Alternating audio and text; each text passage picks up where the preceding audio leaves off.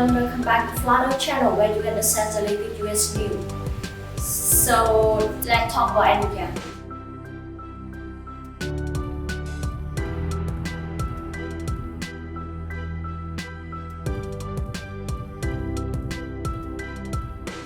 Start off with this Emerson poll. I mean, this is just rocking the world here. Andrew Yang is beating Pete Buttigieg, number 4th in the Democratic primary. Fourth preference is the Emerson poll, same polling firm which had Andrew Yang beating Kamala Harris.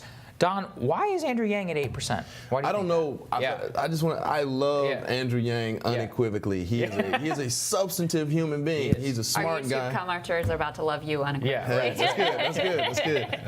You know, he's just a substantive guy, and he is the lesser-known non-politician Elizabeth Warren. He comes to every topic with substantive expertise. He's putting forth real solutions. UBI is being seen as less radical over time as some counties and even municipalities begin to actually implement it, and it makes sense. You know, he has a sensible, cognizant discussion for pretty much every substantive topic. So he's a very serious individual, unlike Marianne Williamson, who both were kind of the political outsiders. I like Marianne. I love Marianne. I like have her, some but, issues with her, but I think she brings something very different to the She does. Let's just focus on Andrew.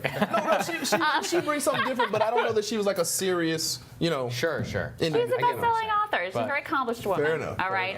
No, I mean, I think the thing with Andrew that to me is very interesting is what it says about our political moment, that someone who's never worked in politics before, never run for office at all before, could be jumping ahead of senators, governors, mayors who are the darling of Wall Street and Silicon Valley. There is something very real and authentic about his appeal and about, I think, as Don puts it, the fact that whatever you think of his particular policy solution, he offers it in a very serious and thoughtful way. He's grappling with one of the biggest issues of our time, and he's using fundamentally facts and numbers rather than spin to make the case.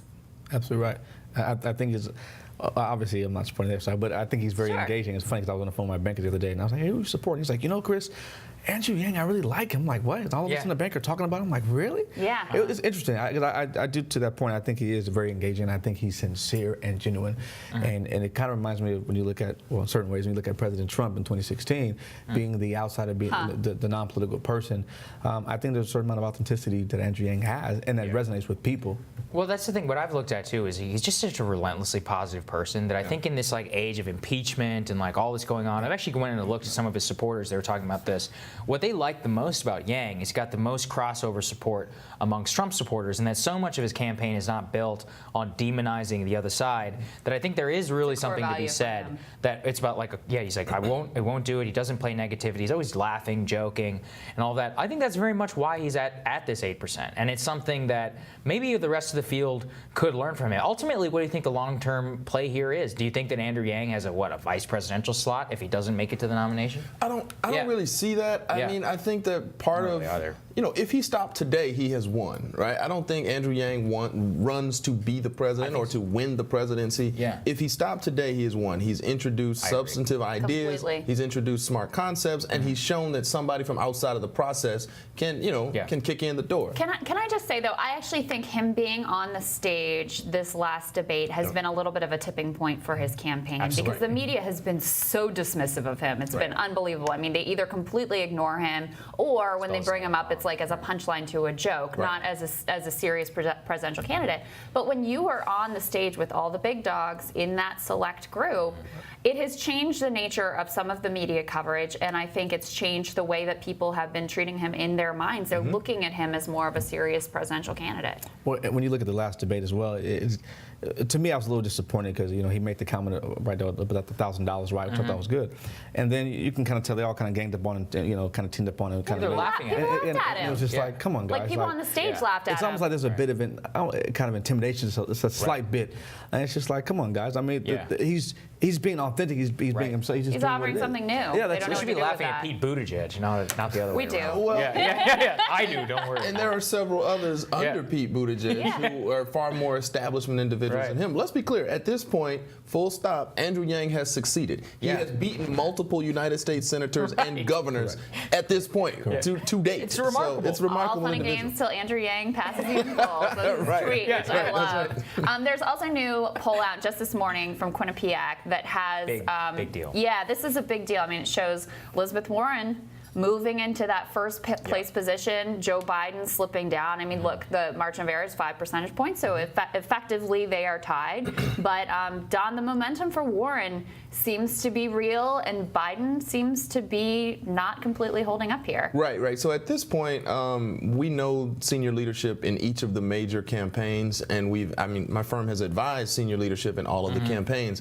and it has been very clear to us as an established pattern over the last 90 days that she is running the best campaign. And again, bringing substantive ideas, expressing them very clearly. She only had one moment in that answer on race that I thought she was kind of wobbly, but she has been consistent and she has been thorough for, this is a marathon, right? So people are going to have breakout moments, people are going to have fallback moments, but she has been the most consistently competent. Slow and steady. The one thing I'll say, though, is that you cannot have this discussion without comparing it to liberals absolutely beating up Joe Biden consistently over the last 60 days, and also some discussion of what has been his possible cognitive decline that we've seen it, and that's starting to be talked about, and we're looking for an alternative, and Warren looks to be the person. Well, I think Warren very much has a target on her back walking into this next debate. I mean, when you rise up to that top, she's now reaching Joe Biden level status. Go after her, Something that I've really been wondering about is whether the Pocahontas thing is going to come up eventually, because the Clinton emails, it did start to come up with her in the latter debates with Bernie, even though Bernie decided that he didn't want to touch it. But when you reach that front runner status, Joe Biden has been questioned about many of his own problems. Do you think Elizabeth Warren will start to be from some of her opponents? What do you think, Chris? So I think initially no, but I think there's a lot of time left. You look at 2016, and everybody thought Jeb Bush was the guy, so to speak. So I think there's a lot of time.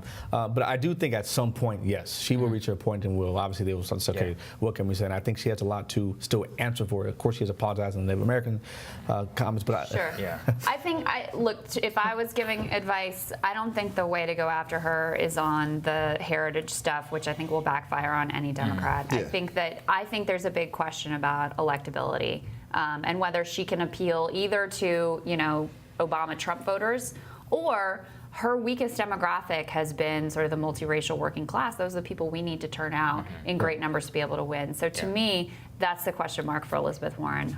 We'll continue talking about it. This is an outlier compared to RCP average to Emerson result. Biden minus 5.3%, Warren plus 3.3%, Sanders plus 4.9%, and Yang plus 5.2%. We are a data-driven campaign. We can afford to delude ourselves.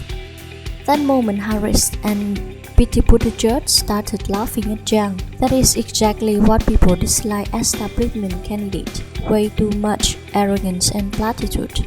It grows. Benny, Yang, and Tusi Castro have one thing in common. They are authentic. The others, not so much. I wonder if Buttigieg is still laughing at Yang's move to give 10 American families $1,000 per month. Buttigieg found it funny at the last debate. That's what happened when you have actual policies. Yang isn't my first choice, but he's still better than the rest of the lots behind him.